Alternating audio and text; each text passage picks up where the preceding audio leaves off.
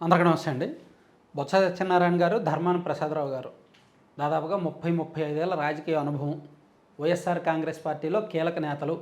ఉత్తరాంధ్ర ప్రాంతమే కాకుండా రాష్ట్ర వ్యాప్తంగా వీళ్ళకు పట్టుంది, పరిచయాలు ఉన్నాయి. సో వైసీపీలో ఒక రకంగా తెర వెనుక వెన్నెముక లాంటి నాయకులు.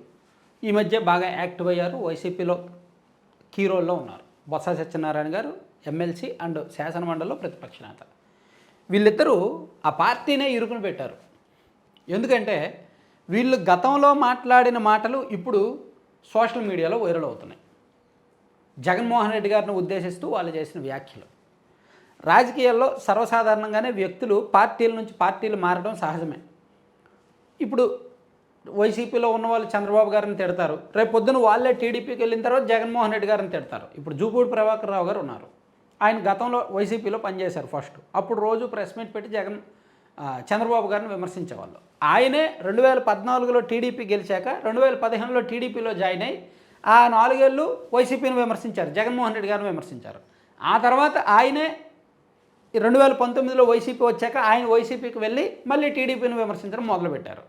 సో ఇలా చాలామంది పొలిటికల్ గేమ్స్ ఆడతారు. వాళ్ళు ఏ పార్టీ అధికారంలో ఉంటే ఆ పార్టీలోకి వెళ్ళిపోయి అవతలను విమర్శిస్తుంటారు. కానీ అవేమీ పెద్ద లెక్కల్లోకి రావు.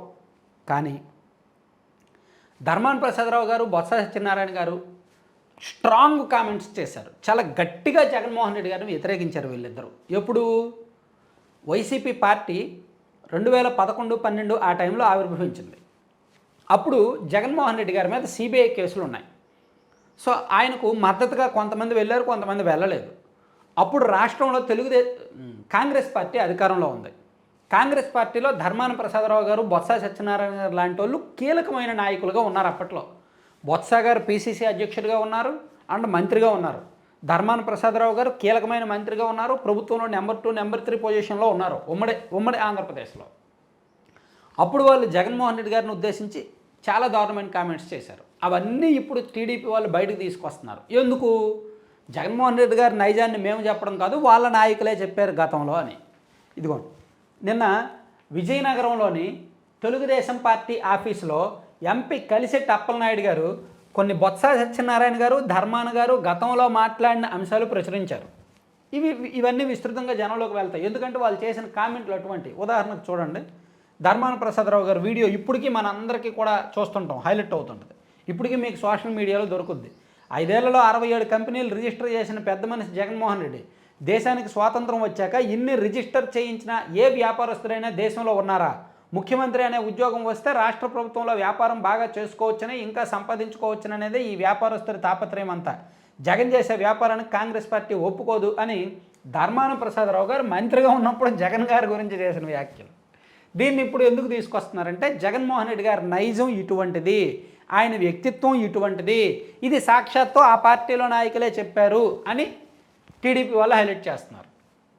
బొత్స సత్యనారాయణ గారు అయితే ఒక 2 ఆకులు ఎక్కువే.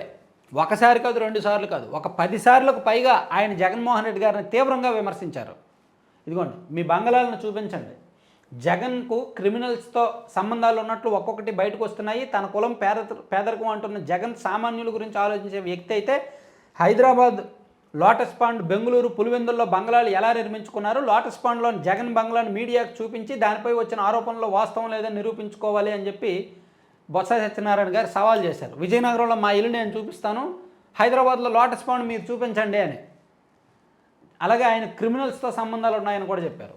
అలాగే నయవంచనకు మారుపేరు జగన్ అని చెప్పి బొత్స గారు 2012 మే 14వ తేదీన ఎమ్మిగనూరులో, 2012 ఏప్రిల్ 7 నరసనపేటలో, 2012 మే 11వ తేదీ నెల్లూరులో, ఇలా రకరకాల సందర్భాల్లో అన్నారు.